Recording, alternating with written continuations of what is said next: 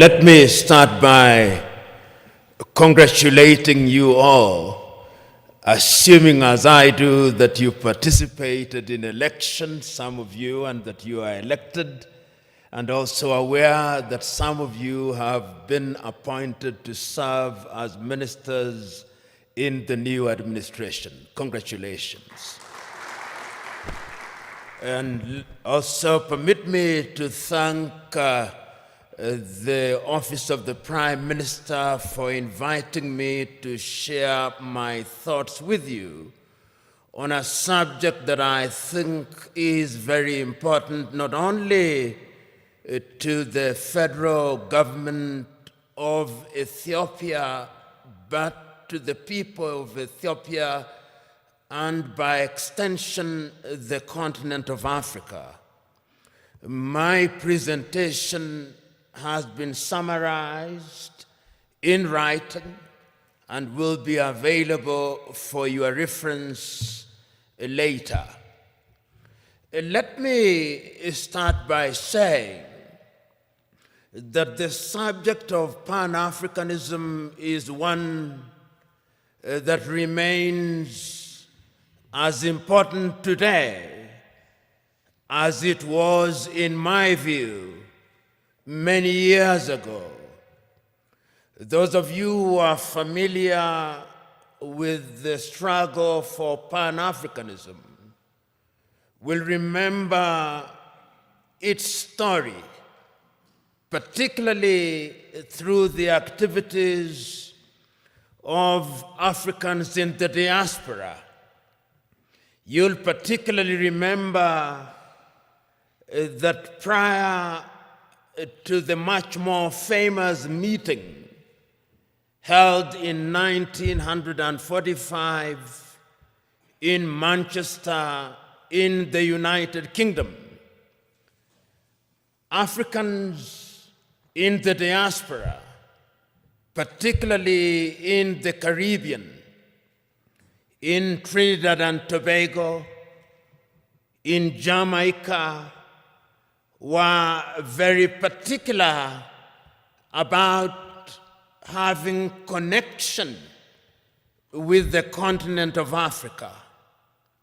You'll remember that they had many meetings, and you'll be familiar with some of the names, such as Sylvester Williams from Trinidad and Tobago, such as Marcus Garvey, and his call for Africans to go back to the mother continent.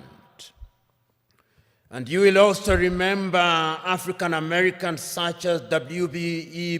Du Bois, who was very active in the process of liberating the African Americans from the clutches of slavery and discrimination, and who also played a very critical part in the struggle for decolonization, culminating in the 1945 meeting, which for the first time was attended by Africans who later played a critical role in the struggle for decolonization. Of course, Ethiopia does stand out to the extent that it was never successfully colonized. There was limited occupation, and you are familiar with that history. Therefore, it is not mine to educate you on your own history, but you are familiar with it. But it must concern us, particularly at this time. And I hope during this conversation I'll be able to demonstrate why, in order for us to understand the present, we must understand the past, which will also enable us to have a glimpse on what the future holds. And one of the speeches which is seldom referred to is a speech that was delivered in the year 1906 in the month of April by a South African called Pixley Kaisaka Seme. And it is instructive that Pixley Kaisaka Seme was the first president of the African National Congress when it was founded in 1912.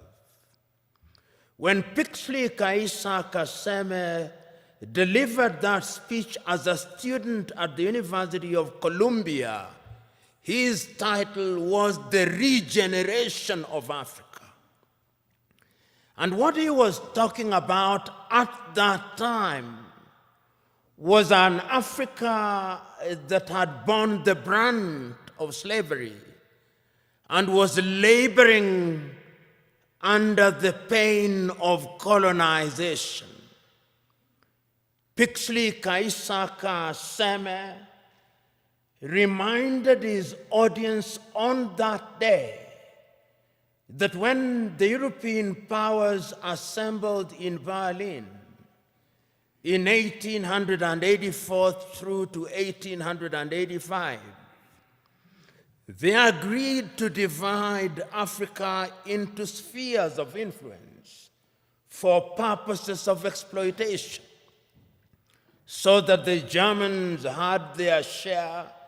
If you remember, the Germans were present in what we now call Namibia. They were present in what we now call Benin, but was then known as Dahomey. They were present in what is now a part of Ghana, which was then the Togoland, the Volta area. The Belgians were present in Rwanda and Urundi, and they were also present in what is now the Democratic Republic of Congo. The Italians, to the extent that they could, tried to occupy Ethiopia and Eritrea, and were present in a portion of Somalia. The British were present, of course, in Uganda, in Kenya, in Nyasaland, in Rhodesia, and in Nigeria, and in many other places. The French, of course, were also present. And all these powers, even the Spaniards, were present in Equatorial Guinea, as were the Portuguese. And the whole idea was to use the resources, both natural and human, of the African continent, so that the partition of Africa was one that was designed to benefit the European powers. The partition was arbitrary. If you look at the nation states that we now have, or is it states that we now have, with many nations in them, every other African country that we are talking about now is struggling to be a state. All of them, without exception, all of them. And this is what Pixley Kaisaka Seme was saying. How will we regenerate this continent? And it's instructive that he was talking at a time when the entire continent of Africa was under colonization, excluding Liberia and Ethiopia, all of them. And therefore, when in 1945, Africans were represented in Manchester, Kwame Nkrumah was present at that meeting, Marcus Garvey was present at that meeting, Jomo Kenyatta was present at that meeting, Obafemi Awolowo was present at that meeting. The drive was to decolonize Africa. And one of the things that amazes me is that at that time, these individuals did not have the internet, they did not have WhatsApp, they did not have the kind of communication that we have now. But it is amazing at how they were communicating. Even air transport was not as it is now. I was just recently reading the activities of one of the greatest Africans who, in my view, ever lived and whom many people do not know about. The great Ghanaian James Emmons Kwegyir Agri, normally referred to as Agri of Africa, and how he traveled from the United States and went to many countries in Africa, traveling by sea and talking about why Africa should be united. And that was Pan-Africanism, the Pan-African spirit at that time. Of course, we then went into the era of decolonization. And the spirit again was one which was consistent.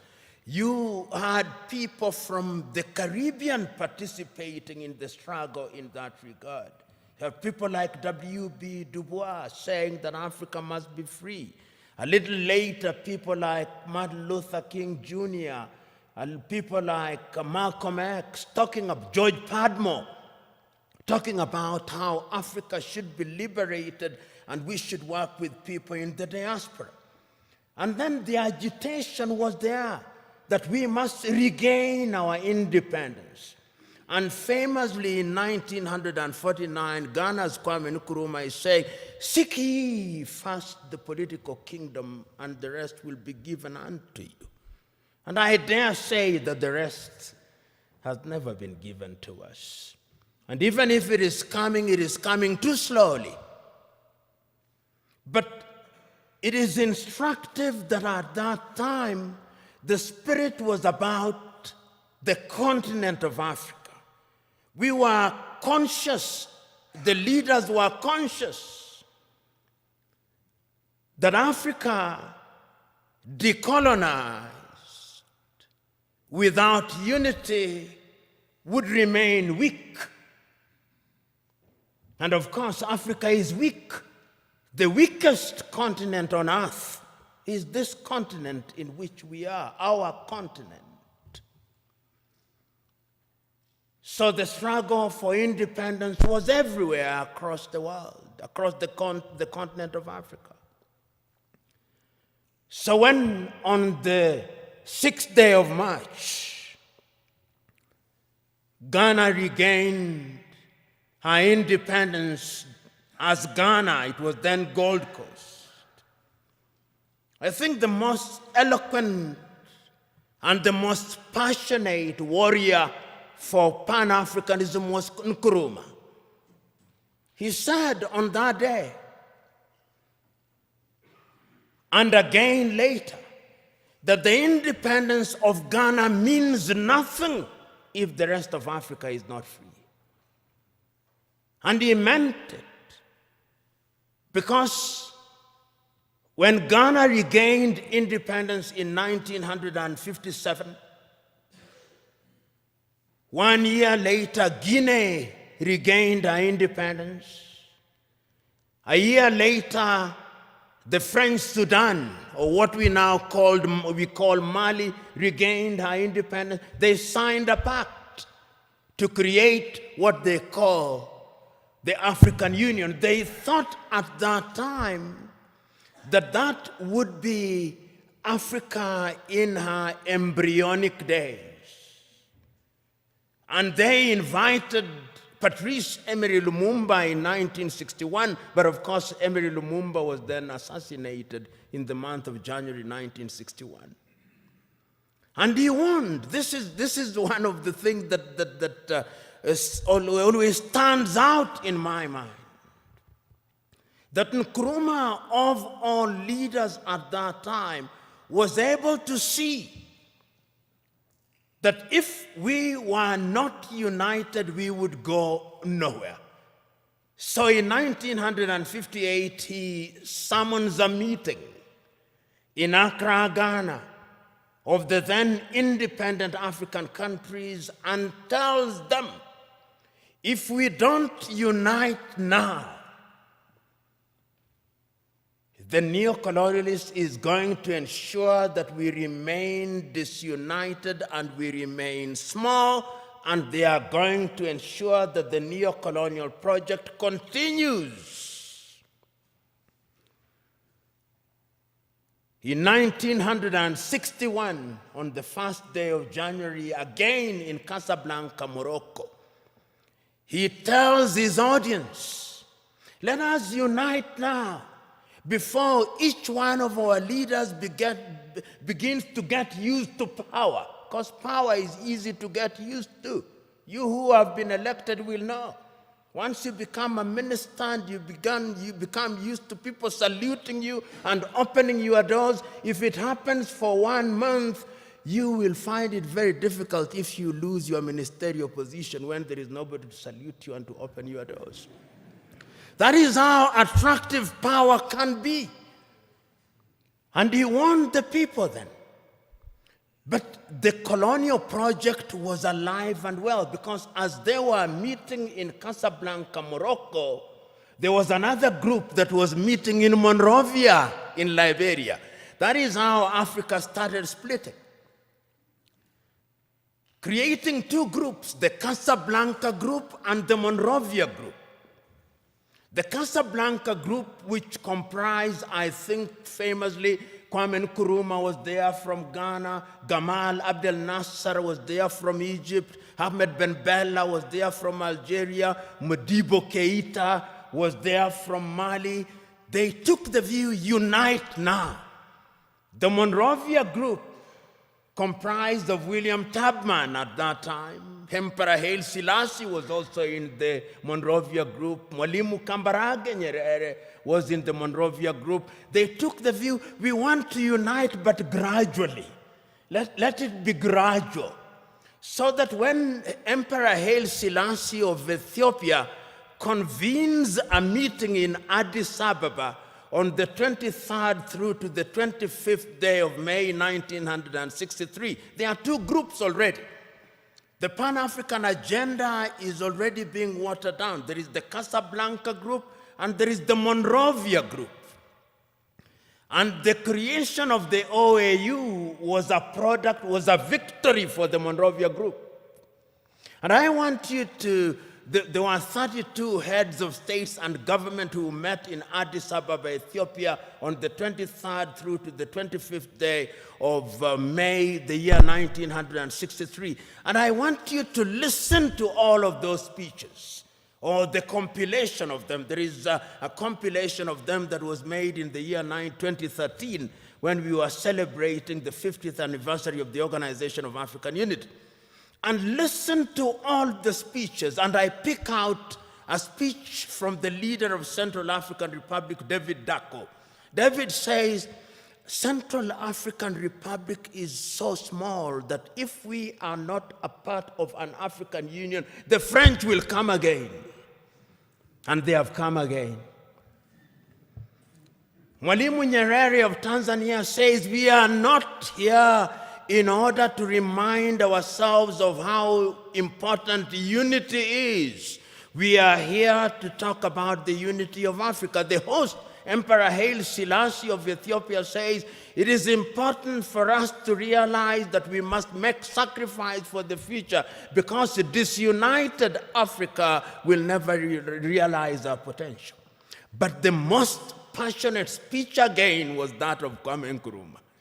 He tells them, let us not leave here without one government, without one army, without one currency, and without having chosen a capital. And I propose that the capital of the new Africa either be located in Bangui in Central African Republic, or Leopoldville, now Kinshasa, in the Democratic Republic of Congo. But I'm open to any other suggestion. And let us leave here once we have put together a council of foreign ministers in order to begin to work towards an African Union. That is Kwame Nkrumah. Nobody listened to him. We ended up with the OAU. And the story of the OAU can be told and retold. Some say that it was a toothless bulldog. Others say that it was not even a dog. But whatever it was, it cannot be denied that it made a contribution to the process of decolonization of the continent in many ways, complete with the establishment of the liberation unit of it, which was headquartered in Dar es Salaam in the United Republic of Tanzania, which was spearheaded the decolonization of quite a number of countries at that time. But the point that I'm making is that the Pan-African spirit at that time was about a united Africa. Because you will remember at that time that France never wanted to leave and has never left. It is always instructive that when the French left, they formed an organization called Organization for French-Speaking Countries. The British also created their own Commonwealth of independent nations. But what is instructive is that the Queen is always the head of those independent nations. I've never understood that. Perhaps the presidents do. The Portuguese, of course, you know, never left easily. Until 1980, when I was an adult, they were still fighting in Mozambique, in Cape Verde, in Guinea-Bissau, in Angola, and in Mozambique. The apartheid regime, of course, only left in 1994, and I wonder whether they have left. That is Africa for you. So that the fears of Kwame Nkrumah that if we were not united, we would have problems, started haunting us. He said that if we are not united in the Pan-African spirit, what is going to happen is that the imperialists is going to control us. They are going to emphasize our ethnic differences. And they are going to ensure that we begin fighting amongst one another. And as we do so, they are going to exploit us. And they started. In January 1961, they assassinated Patrice Emery Lumumba, and Congo has never been the same again. In 1963, they assassinated Sylvanus Olympio in Togo, and Togo has never been the same again. Then there were coup d'etats. Kwame Nkrumah himself, in 1966, eliminated via coup d'etat, all his writings, all his speeches banned, never to be read, never to be listened to until 1972, when Ignatius Kutu Acheampong rehabilitated him. Ahmed Ben Bella in Algeria, gone. In Nigeria, Nnamdi Azikiwe and Abubakar Tafawa Balewa, gone. In Mali, Modibo Keita, gone. In Chad, everywhere, coup d'etats. Here in Ethiopia, 1974, if I'm not wrong, coup d'etat and the emergence of the Deg regime. In East Africa, Uganda, coup d'etat, mutinies in Kenya, Uganda, Tanzania in 1971. All orchestrated because we were disunited and we were weak. The predictions of our forefathers and founding mothers that disunited we would remain weak came true. That is the history of it. So that today, when we talk about the African continent and we talk about Pan-Africanism, we must understand it in the context of that history. And you will remember that it is not as if Africa never realized or never recognized that our weakness would be in our disunity. We did. We did. Because regionally we were trying to integrate. We were in the East African community, we were creating the East African community. In South Africa, we were creating SADC. In West Africa, we were creating ECOWAS. In Central Africa, we were creating the Organization of Central African Communities. In the North, we were creating the Maghreb. Even in this region, we were converting IGAD into something in the nature of an economic community. We were creating COMESA. We were aware that Africa could only operate and operate meaningfully if we were integrated. We are not trading with one another. Intra-African trade is not anything beyond 15%, the lowest anywhere in the world. If you look at all our sectors and look at them, look at our agriculture, almost all African countries are net food importers. There is not a single African country that is in meaningful technology. Not a single African country produces a mobile phone. Yet the single most important ingredient in mobile telephony is to be found in the Democratic Republic of Congo. Not a single African country produces a car other than assembling completely knocked down kits. There is no meaningful production of pharmaceutical products in Africa. And if there was any doubt, COVID exposed it. All African countries, the 55 of them, are waiting to either receive Sinovac from China, Sputnik from Russia, AstraZeneca, Johnson or Moderna. And we don't even know what they are because our bureaus of standardization don't know. If you ask the Ethiopian Bureau of Standards what they are asking us to be injected with, they do not know.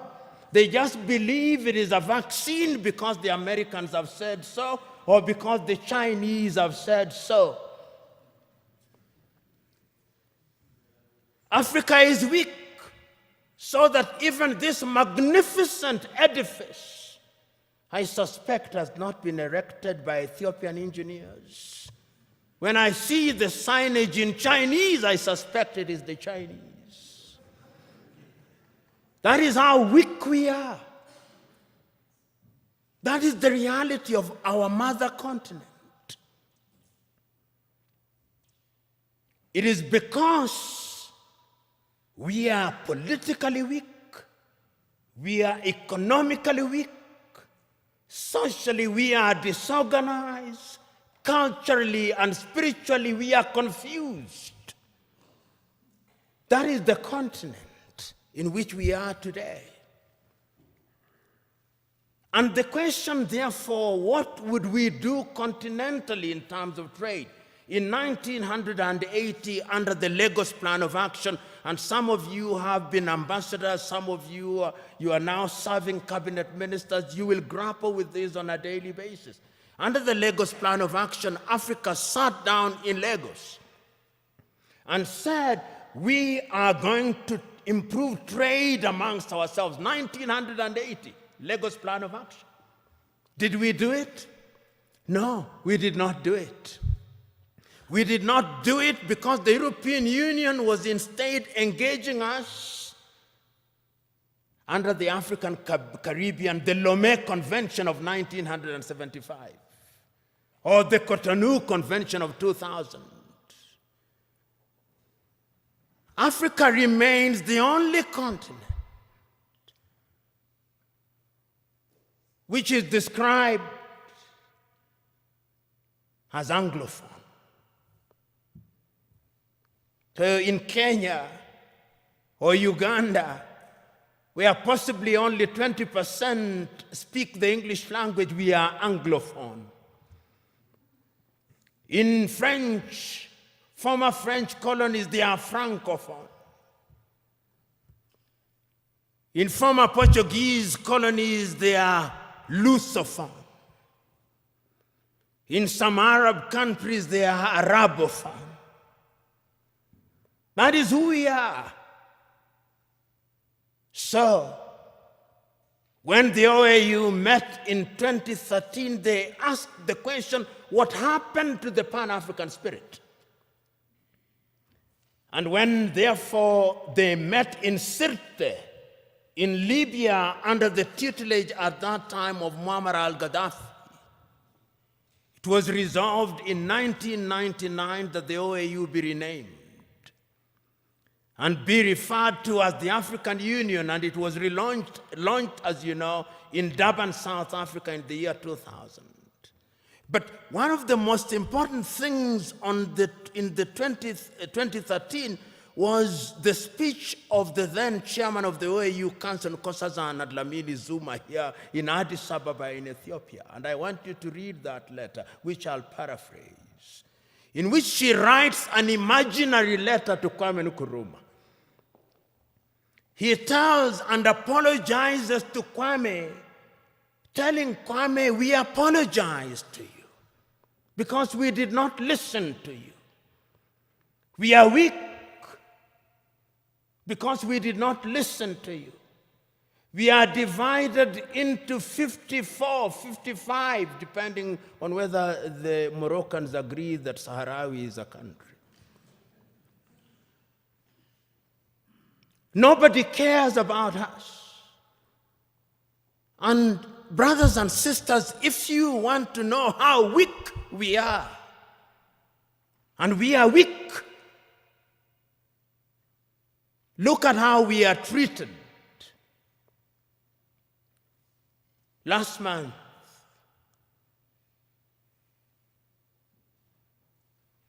the world met in New York. The General Assembly. When African heads of states and government are speaking, the hall is empty. Nobody bothers because they are saying nothing. And even if they are saying something, it is something that can be ignored. Compare when an African head of state and government is speaking and when the Prime Minister of Little Israel is speaking. They will listen because we are weak and disunited.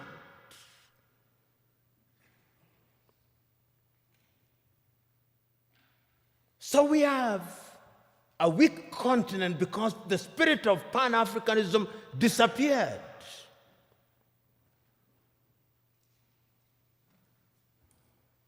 So the question that we can ask, what is the state of Pan-Africanism as we speak today? The African Union, which is weak, says the right things and does the wrong things 9 out of 10 times.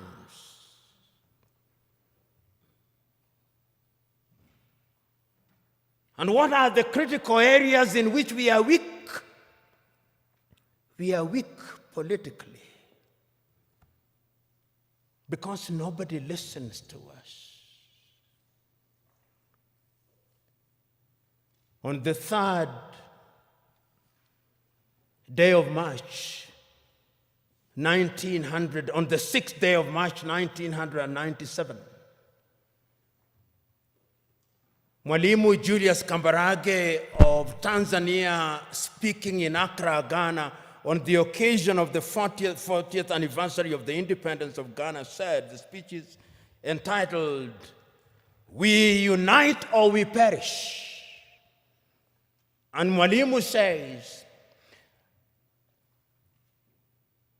I want to apologize to Kwame Nkrumah. Those of us who believed in gradualism were wrong. Nkrumah was right. But Nkrumah also did not appreciate the level of suspicion that existed amongst the leaders at that time.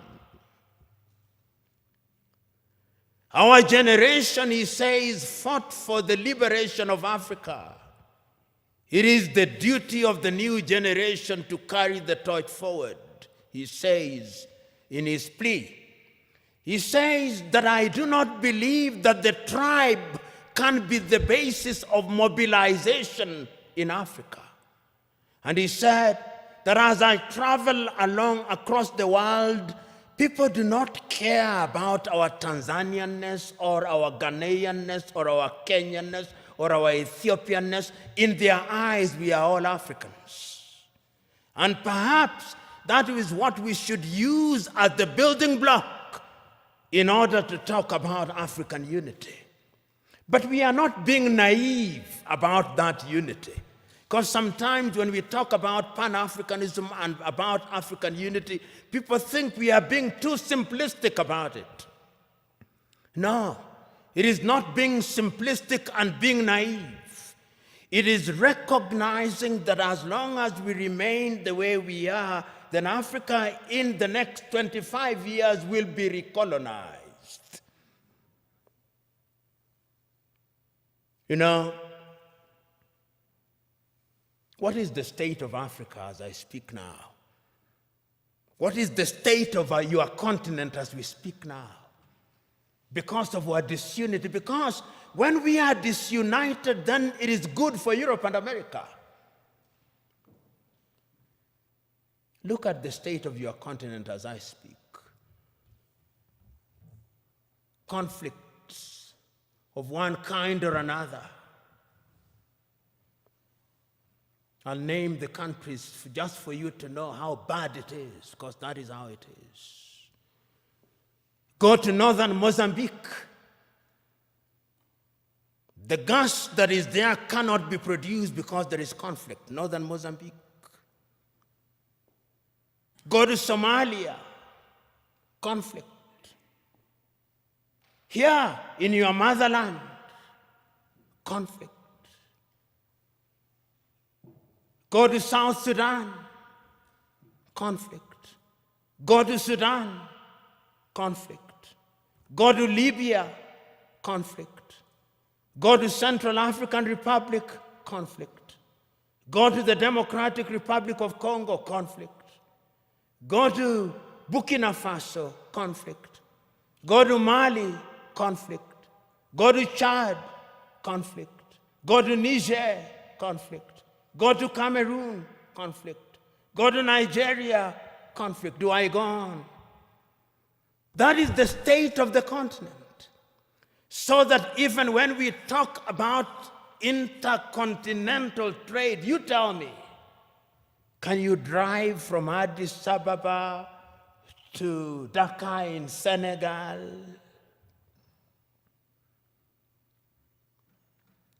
Unless you are Daredevil himself. Which group will not kidnap or ambush you? That is the state of the continent because we are weak and disunited. I fly from Nairobi, Kenya for 1.5 hours. I come from the shilling zone. I go into the birr. 33 currencies in Africa. 33 currencies. None of which is used to conclude transactions anywhere. I come to Addis Ababa, Ethiopia, and I show my shilling. They say, what is this? But let me show the dollar. Oh, this is it. Let me show the euro. This is it. 80% of transactions in Africa are concluded outside of the continent in dollars. So you may have the Central Bank or the Federal Bank of Ethiopia, or Mickey Mouse. You may have the Central Bank of Kenya, Mickey Mouse. You may have all these 54 central banks useless because we are not playing in the real league, we are playing in the small league. That is the state of the continent. So as you have the honor and privilege of serving in the government of Ethiopia, and as you think about integration, that is the continent in which you are now, weak. That is the state in which we are.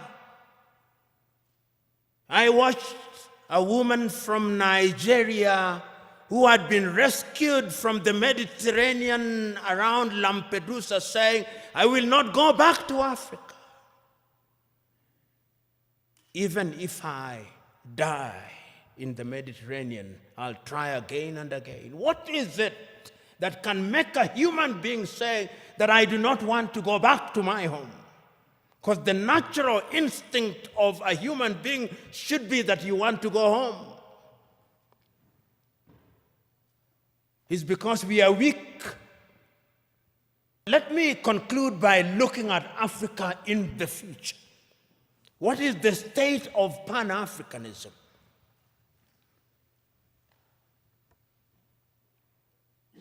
Africa finds herself in a very difficult situation. What Nkrumah feared. Today, many African leaders have gotten used to the trappings of power. And those who speak about power, right? Power corrupts, and absolute power corrupts absolutely. I remember in 1997, I think, I may be wrong about the year, 1995, I think, I was serving as an intern at the Mwalimu Julius Nyerere Foundation in Dar es Salaam. And I had the privilege and honor of driving with Mwalimu Nyerere in Dar es Salaam. And he had only one guard and a driver. And he stopped at the few traffic lights and only moved when the traffic lights moved. And I asked him, Mwalimu, how did you leave power? He said, when I said I wanted to leave office, there was no shortage of people telling me, don't leave us as orphans. It is very rare to find those in positions of leadership in Africa today who would willingly leave office. Power in Africa is now sought by hook and crook and retained by hook and crook. Because the trappings of power are good. And permit me, when I am gone, even if I irritate you, in fact, perhaps my intention is to irritate you, so that you reflect upon what I'm going to say. And this is a personal thing. I'll give you an example. When I was appointed as the director of the Anti-Corruption Commission, I drove in the morning in my car with my driver. In the evening when I was leaving, there were 3 cars. Mine, what was allocated to me, and another one in front, and another one behind me, and 12 individuals. And I asked, who are these fellows? He said, these are your security. I said, I don't need my security. I don't need 2 cars, I only need 1 car. Because this thing you call security, this is spectacle. And throughout the period that I served, I had only 1 security and 1 car. And I say this because it is in the nature of power to make you use the things that you don't need. And once you get used to them, then without them, you feel empty and lonely. And you will find them. You will be told, and many of you will love them. They are good. When doors are opened for you, they are good. When you occupy front seats, it is good. When you address Your Excellency, it is good. When you eat the best food, it is good. When you have security, it is good. But it can also dehumanize you. It can also monsterize you. I am asking you today that part of the problem of Africa is that we found human beings and we monsterize them. Writing in 1983, Nigeria's Chinua Achebe writes in a book which I commend to you, The Trouble with Nigeria, which could as well be the trouble with Africa. He says, the trouble with Nigeria is simply and squarely a problem of leadership. As we look at Africa today, I hope that this administration, which has now committed itself to the Pan-African movement, will think in that direction. And this brings me to what I think should be contemporary Pan-Africanism. If you look at the Treaty of the East African Community, the Treaty of the East African Community says that there shall first be a common market, then a common currency, and political federation, which ought to have happened in the year 2010. East Africa Community should have had its first president in 2010. That is now 21 years, 10 years later, there is no such thing. In ECOWAS, it ought to have been the same. In SADC, it ought to have been the same. I hope that with your population of 120 million, because Ethiopia is an economic powerhouse potentially.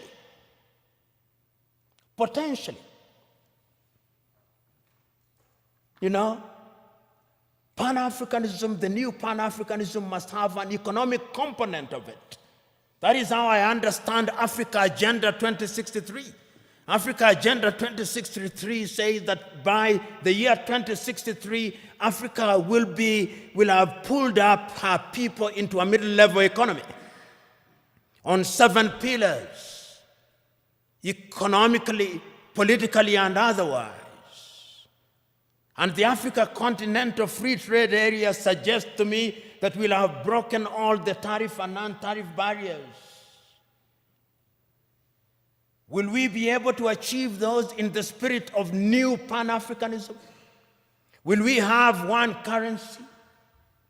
Will we have one passport? We have already said so under the Kigali Agreement that we are going to have one passport.